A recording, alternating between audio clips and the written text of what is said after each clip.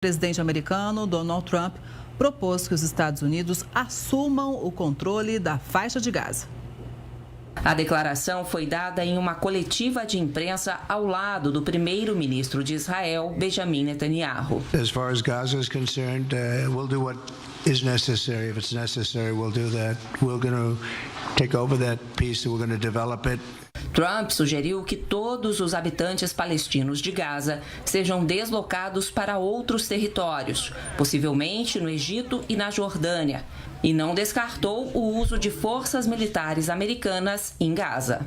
O primeiro-ministro israelense disse que essa é uma ideia que merece ser considerada e elogiou a capacidade do presidente americano de pensar fora da caixa. You say things others refuse to say, and after the jaws drop, people scratch their heads and they say, he's right. Netanyahu foi o primeiro chefe de Estado a visitar a Casa Branca desde que Trump assumiu a presidência. O grupo terrorista Hamas chamou a proposta de ridícula e absurda, sem citar a ideia de Trump de forma específica, mas pouco depois, o governo da Arábia Saudita descartou a normalização das relações diplomáticas com Israel, sem o estabelecimento de um Estado palestino.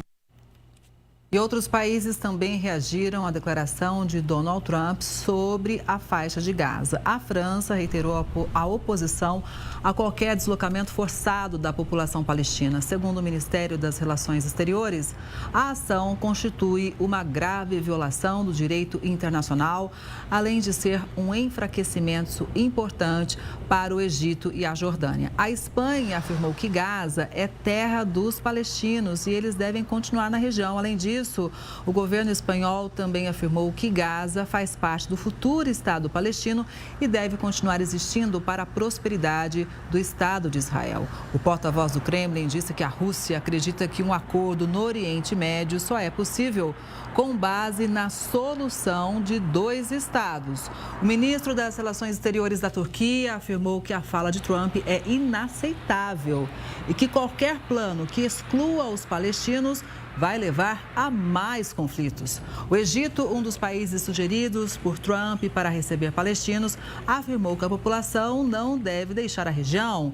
Depois de uma reunião do governo, as autoridades enfatizaram a importância de criar projetos e programas de recuperação. E quem chega para fazer uma análise sobre tudo isso é o Vladimir Feijó, que é analista internacional, doutor em Direito Internacional e professor da Arnaldo. Professor, boa tarde, seja muito bem-vindo. Ou seja, é mais uma fala, um posicionamento do presidente americano que realmente repercute demais, hein?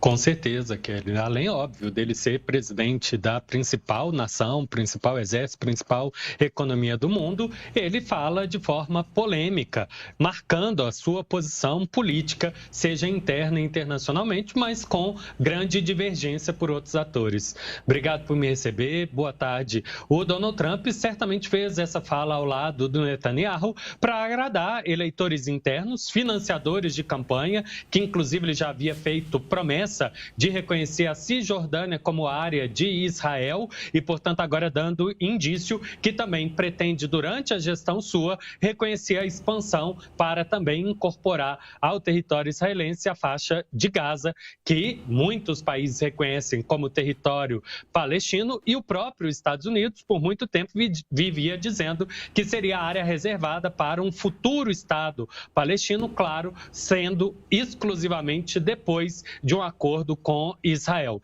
Lembrando que, inclusive, a região está sobre um cessar-fogo de disputa entre Hamas e outros grupos com Israel, tendo o terceiro momento desse acordo ter que discutir a reconstrução de Gaza. Mas agora, unilateralmente, o Trump assume essa responsabilidade de nivelar, retirando todos os escombros, inclusive bombas não explodidas, e dizendo que irá lançar um desenvolvimento futuro para o povo da região, mas sem deixar claro se inclui ou não os palestinos, dando indício, pelo contrário, que não incluiria os palestinos que seriam realocados para outro território, o que, pelo direito internacional, configuraria limpeza étnica.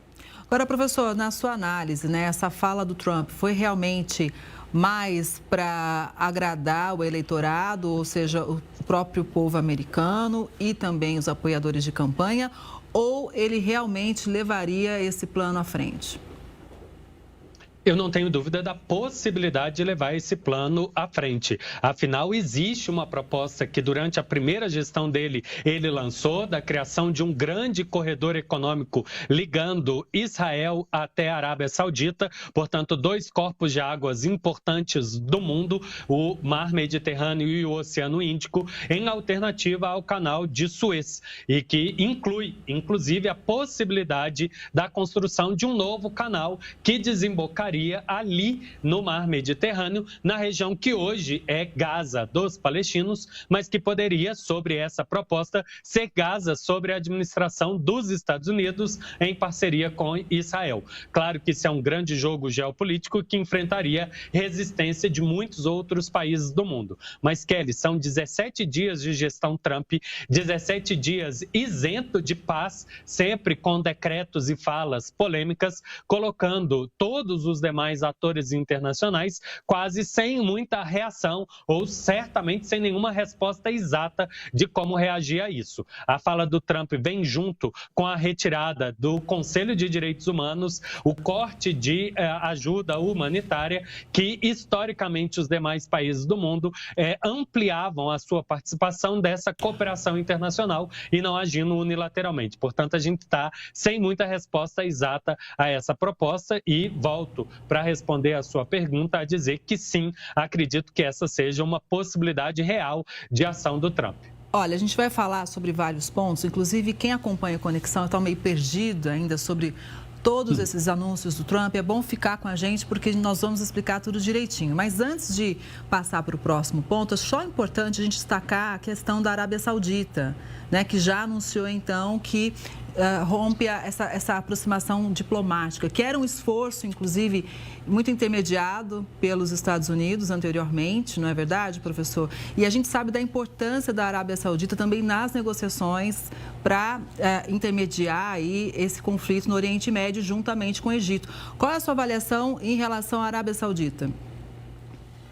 Exato, Kelly. Ele citou 3 países, o Egito, a Jordânia e a Arábia Saudita. Egito e a Jordânia para receber os palestinos. O Egito já negou, a Jordânia ainda não teve posicionamento formal, mas também disse que está na beirada da Arábia Saudita reconhecer o Estado de Israel e normalizar as suas relações. Mas a representação da Arábia Saudita já foi muito rápida e reafirmou aquilo que vem dizendo desde o segundo semestre do ano passado, que não existe qualquer chance de normalização das relações naquelas conversas que ocorreram em 2019 e 2020, porque o cenário é novo e não existe qualquer chance para o reconhecimento do Estado de Israel enquanto um Estado da Palestina não estiver minimamente nas possibilidades. Portanto, a fala do Trump foi rejeitada pela Arábia Saudita porque, de fato, seria muito difícil para a administração saudita administrar a própria população que rejeita muito a situação de coisas em respeito à causa palestina e que, portanto, depende, de fato, de, no mínimo, uma tranquilidade na região antes de seguir negociações públicas. Se por debaixo dos panos segue em negociação, a Arábia Saudita já deixou claro que não vai sentar visualmente, demonstrar nenhuma chance de negociação com Israel por enquanto. Professor, e o presidente americano assinou um memorando destinado a impor novas sanções ao Irã. Segundo ele, o objetivo é exercer pressão máxima mesmo sobre o país. Apesar da ação, o republicano afirmou que espera que essa medida tenha que ser usada o menos possível. O memorando orienta cada departamento do governo a impor sanções contra o Irã, visando principalmente as atividades nucleares. Dessa maneira, Trump tenta evitar que o país consiga desenvolver uma arma nuclear. Antes de assinar, veja só, o presidente manifestou dúvidas sobre a ação, mas afirmou que essa era a única opção. Donald Trump também anunciou que instruiu as autoridades norte-americanas a destruir totalmente o Irã caso o país execute um plano de assassinato contra ele. A gente lembra, professor, que o Irã é quem financia muitos grupos terroristas. Exato, o chamado eixo de resistência, que os Estados Unidos e a União Europeia classifica como grupos terroristas pelos atos e violências praticados contra a população de Israel ou mesmo outros grupos ao redor do mundo. O Irã, especificamente, já é um país altamente sancionado pelos Estados Unidos, tem a sua atividade econômica bastante dificultada, enfrentou ataques aéreos com apoio americano ao seu território e às suas instalações, e agora o Trump deu autonomia, liberou para as agências e ministérios dos Estados Unidos a tomarem medidas sem precisar da assinatura direta dele, com esse objetivo de ampliar as sanções. Isso vem bem coerente com a política diplomática pessoal do Trump de falar pesado e depois obter concessões. Eu vou dar um exemplo. Ele falou muito nos primeiros dias de mandato dele de retomar o canal do Panamá, e no início dessa semana o presidente panamenho fez uma concessão aos Estados Unidos. Apesar da dificuldade de trânsito de navios por aquele canal, agora vai dar prioridade para as embarcações militares americanas. Pode ser que agora essa medida de liberar sanções extras ao Irã seja uma forma que o Donald Trump tem de chamar o presidente ou a diplomacia iraniana à negociação e obter algumas concessões em algum momento muito curto. Olha, tem mais notícias chegando, porque o Donald Trump também assinou um decreto para retirar os Estados Unidos do Conselho de Direitos Humanos das Nações Unidas. Segundo o presidente, a ONU tem um grande potencial, mas não está sendo bem gerenciada. O decreto ainda prolonga a suspensão de todo o financiamento americano à Agência das Nações Unidas para refugiados palestinos. O republicano também pediu uma revisão do financiamento americano para a organização multilateral. Qual é a sua avaliação sobre esse posicionamento? Já era esperado, hein? Era, Kelly, porque ele é contra o multilateralismo, ele tem uma visão distorcida, que inclusive o Fórum Econômico Mundial diz desde 2021, chamado o Great Reset, o Grande Reset, mas numa interpretação que teria uma teoria conspiracionista totalitária que a ONU tomaria controle de todo mundo, acabando com a soberania dos diferentes países. E, portanto, ele é contra a existência dessas entidades. Já havia saído da Organização Mundial da Saúde, provavelmente vai sair da Unesco e da Unicef, algo que ele fez no mandato anterior, agora saindo do Conselho de Direitos Humanos e retirando todo o financiamento da UNRWA, a agência que é um braço da Agência de Refugiados da ONU, mas especificamente sobre os palestinos, só reforça essa ideia de que ele não acredita no multilateralismo e que a ação americana unilateral ou em parceria com seus aliados, seja Israel, seja a OTAN, seja a União Europeia, dependendo do caso, será o caminho a se seguir. Eu espero, inclusive, a retirada de outras agências. Lembrando que essa semana também soou muito forte a repercussão do Elon Musk, que assumiu um cargo importante dos Estados Unidos e já teria determinado o corte de muitos gastos internacionais dos Estados Unidos. Então vamos falar sobre isso, porque realmente ontem o presidente norte-americano também confirmou que vai fechar a Agência para o Desenvolvimento Internacional, conhecida como USAID. A medida havia sido proposta por Elon Musk, que gerencia o Departamento de Eficiência Governamental. E segundo Trump, Musk está fazendo um bom trabalho e a agência está repleta de fraudes, mas não explicou quais são as irregularidades. Na segunda-feira, a sede da agência em Washington foi fechada, os funcionários instruídos a não ir trabalhar. No ano passado, a agência americana foi responsável por 42% da ajuda humanitária das Nações Unidas em todo o mundo, disse 42%. A ONU, claro, expressou preocupação com o impacto da medida, professor. Claro, é muito preocupante. Há muito tempo já se falava como a organização, no seu todo, é economicamente dependente dos Estados Unidos, a principal economia do mundo, que financia boa parte dessa atuação humanitária e que deveria ter um peso equilibrado das demais economias, que agora ficam a cargo de suprir as verbas que, eventualmente, os Estados Unidos cortar para o funcionamento da entidade. Lembrando que a cada ano, em setembro, fecha-se o orçamento do ano seguinte e, portanto, o que se discutia para o gasto deste ano já contava com verba prometida da gestão anterior dos Estados Unidos e agora enfrentará grandes dificuldades. O Elon Musk hoje, Kelly, assumiu o governo americano, que exerce um mandato que atuará com menos de 165 dias ao longo desse ano, mas sem dizer ainda se é remunerado ou não, mas que já nesses primeiros dias demonstrou bastante influência sobre a máquina americana.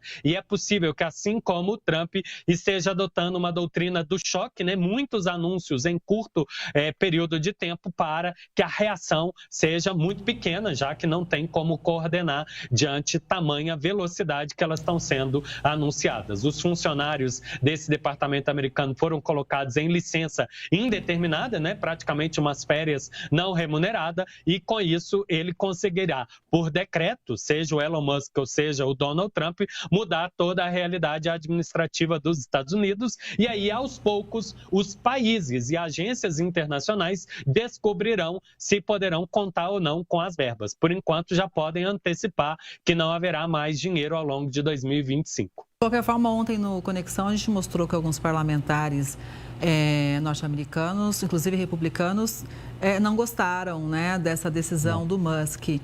Qual a sua avaliação, professor? O senhor acredita que no começo tudo são flores, né? Mas será que a longo prazo essa relação Trump e Musk vai continuar assim harmoniosa? Ou pode acontecer algum problema entre os dois, hein? Porque alguns críticos dizem, olha, o Musk às vezes quer aparecer mais que o Trump, né? Isso, aos poucos eu acho que a reação vai ficar clara, tanto dos oposicionistas que vão elaborar uma estratégia para derrubar essas medidas, como do próprio Trump, que pode não gostar de que a imagem coletiva apareça, que é o Musk que está decidindo e não o Trump, que tem muito esse apego, né, à imagem e teria selecionado, inclusive, pessoas a dedo que são fiéis a ele e que, portanto, deveriam ser personagens secundários. Nesse tema específico do corte da ajuda internacional da USAID, Kelly, em especial a gente tem que lembrar que essa foi uma grande ferramenta utilizada pelos Estados Unidos para atrair outros países sobre a sua zona de influência durante a Guerra Fria. Esse financiamento foi para aproximar os demais países dos Estados Unidos, distanciando da influência do inimigo, que é a União Soviética. E esse apoio acaba que vinha através de envio de equipamentos, não só de dinheiros, que efetivamente serve de geração de emprego dentro dos Estados Unidos. Portanto, falar de corte de gastos de ajuda internacional significa também corte de produção nos Estados Unidos para envio internacional. E é por isso que muitos parlamentares já andam preocupados com a sua base eleitoral, que, em parte, né, conta com esses empregos e a economia americana para a ajuda internacional. Professor, agora a gente fala sobre as polêmicas envolvendo a taxação de produtos chineses. O país asiático respondeu às medidas dos Estados Unidos, também anunciou tarifas de importação sobre produtos norte-americanos. As taxas variam entre 10% e 15%, dependendo do produto, e passam a valer já na próxima segunda-feira. A expectativa agora é que os presidentes dos dois países tenham uma conversa sobre esse assunto. Donald Trump afirmou que não tem pressa para falar com Xi Jinping e que a conversa vai acontecer no momento apropriado. Questionado sobre a retaliação da China, Trump respondeu: tudo bem. Então, houve, desde ontem, essa expectativa, esse anúncio que haveria um diálogo entre os dois, mas agora, com essa fala, será que essa conversa sai, hein? De alguma forma, a gente tem que esperar e torcer para que aconteça, Kelly. Entretanto, as medidas de sanção econômica têm por objetivo realmente tornar a relação mais tensa naquilo que a gente vê de fora como analista e chama de um ajuste assimétrico. É um tanto quanto impensável imaginar que o Trump, ao tomar a medida, tinha certeza de quais seriam as consequências dela. Afinal, a economia está toda interdependente, não se compra só produtos finais, mas também produtos semi-processados para serem adaptados interno. A economia desses dois países também usam rotas que envolvem outros países. A China, por exemplo, que é grande acionista de muitas empresas, né? O governo chinês já havia levado parte da produção para o Vietnã e até o México e, portanto, sanções diretas à China não afetam todo o comércio que beneficia o Estado e as empresas chinesas que já têm produção em outros locais. E assim como o Trump também imaginaria que haveria respostas. Portanto, uma nova leva de medidas sancionatórias americanas ao governo chinês são esperados antes de que possa, de fato, existir uma conversa direta entre eles. Ou seja, resumindo, o Trump fez a sua cartada, agora a China faz a sua, e aí o Trump vai responder e, de acordo com essa resposta, o governo chinês vai optar se convida para uma conversa ou então se adota a sua segunda rodada de respostas. Pois é, mas o ruído continua. Olha, o Serviço Postal dos Estados Unidos informou que suspendeu temporariamente e até novo aviso a entrada de pacotes procedentes da China e de Hong Kong. O órgão não apresentou nenhuma justificativa para a medida e afirma que o fluxo de cartas e correio plano no mesmo local de origem não será afetado. Já os pacotes procedentes de plataformas de compra online, como Shein, serão proibidos de entrar. Até o momento, produtos de baixo valor estavam isentos de tarifas nos Estados Unidos, mas o governo Trump suspendeu a norma ao anunciar as novas tarifas adicionais. As ações das empresas chinesas de comércio eletrônico sofreram quedas na Bolsa de Hong Kong depois desse anúncio. Minha pergunta que fica é o seguinte, né? Enquanto essa guerra comercial foi lançada, será que a gente aqui no Brasil pode ter algum benefício nessas reorganizações comerciais? Eu pergunto, professor, porque a China é o principal parceiro comercial do Brasil e os Estados Unidos já vem em segundo lugar. Kelly, em especial, eu acredito que possibilidades existirão. Afinal, o Brasil é, em parte, concorrente da China em alguns produtos vendidos para os Estados Unidos e, da mesma forma, concorrente dos Estados Unidos em produtos vendidos para a China. Mas, no grande escopo das coisas, eu acredito que sairá toda a comunidade internacional prejudicada, em especial por um aspecto, Kelly. A gente viveu, no pós-Segunda Guerra, uma onda de liberalismo, de redução de impostos mundo afora, fazendo com que toda a economia se ajustasse a um valor de imposto muito menor daquilo que acontecia na década de 1930, 1940, fazendo com que as produções se tornassem interconectadas naquilo que a gente chama de globalização. Com a elevação de impostos dos Estados Unidos e da China, o efeito cascata vai se sentir no comércio global. Todas aquelas ferramentas para garantir as tarifas baixas da OMC já estão bastante paralisadas desde a primeira gestão Trump e, portanto, somado aos desafios da pandemia, que causaram toda uma perturbação do fluxo internacional, essa nova guerra comercial vai prejudicar ainda mais essa expectativa de tentativa de baixar o preço em geral, né? Então, imagino que no curto e médio prazo a gente ainda deve sofrer com uma inflação elevada. Vamos agora falar sobre a guerra no leste europeu. O presidente da Ucrânia, Volodymyr Zelensky, disse que está disposto a negociar o fim da guerra com Vladimir Putin. O líder ucraniano afirmou durante uma entrevista que quer colocar um fim no conflito que já dura 3 anos. Zelensky sugeriu que tudo seja resolvido de forma diplomática com a participação de outros países europeus, além dos Estados Unidos, e que deseja ter uma conversa com Putin para chegar a um acordo de trégua. Até o momento, o presidente russo não comentou sobre a sugestão. Professor, seria já um reflexo da pressão americana, né? O Putin, ontem a gente mostrou aqui, na verdade, o Trump diz que vai negociar o apoio à Ucrânia em troca de terras raras, né? Então, seria já uma pressão para ver se consegue resolver com a Rússia, que também quer terras da Ucrânia, né? Qual é a sua análise em relação a isso?